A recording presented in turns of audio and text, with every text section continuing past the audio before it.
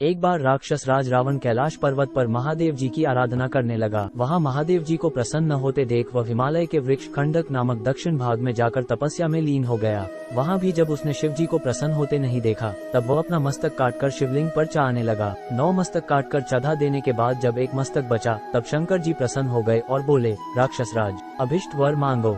रावण ने कहा, भगवान, मुझे अतुल बल दें और मेरे मस्तक पूर्ववत हो जाएं।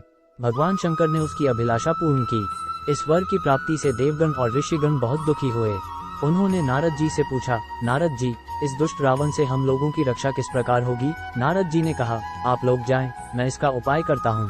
ये कहकर नारद जी जिस मार्ग से रावण जा रहा था, उसी मार्ग पर वीणा बजाते हुए उपस्थित हो गए और बोले, राक्षस राज, तुम धन्य हो, तुम्हें देखकर मुझे असीम प्रसन्नता हो रही है। तुम कहाँ से आ रहे हो और बहुत प्रसन्न दिख रहे हो? रावण ने कहा, देवर्षि, मैंने आराधना करके शिव जी को प्रसन्न किया है। ये कहकर रावण ने सारा वृतांत देवर्षि नारद के सामने प्रस्तुत कर दिया। ये सुनकर नारद जी ने कहा, राक्षस राज, शिव तो उन्मत्त है, तुम मेरे प्रिय शिष्य हो, इसलिए कह रहा हूँ, तुम उस पर विश्वास मत करो और लौटकर उसके दिए हुए वरदान को प्रमाणित करने के लिए कैलाश पर्वत को उठाओ। यदि तुम उसे उठा लेते हो तो तुम्हारा अब तक का प्रयास सफल माना जाएगा। अभिमानी रावण देवर्षि नारद की बातों में आ गया और लौटकर कैलाश पर्वत उठाने लगा। ऐसी स्थिति देखकर शिव जी ने कहा, यह क्या हो रहा है? तब पार्वती जी ने हंसते हुए कहा, आपका शिष्य आपको गुरु दक्षिणा दे रहा है, जो हो रहा है वो ठीक ही है, यह अभिमानी रावण का कार्य है। ऐसा जानकर शिव जी ने उसे शाप देते हुए कहा, अरे दुष्ट, शीघ्र ही तुम्हें मारने वाला उत्पन्न होगा।